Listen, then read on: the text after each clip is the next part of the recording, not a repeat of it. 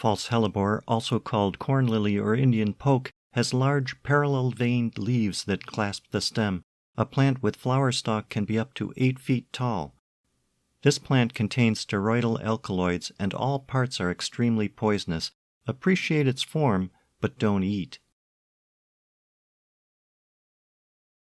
Skunk cabbage purple flowers are precocious, appearing long before the elephant ear leaves, a smelly plant that few things eat.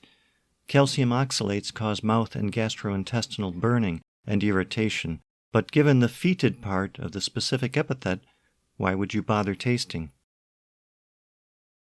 Ramps, from the Old English word rampson, are sometimes called wild leeks, wild garlic, or spring onions. Fun fact, the city of Chicago is named after the local Algonquin word for ramps. Unlike the other two, cooked or raw, they are good eats.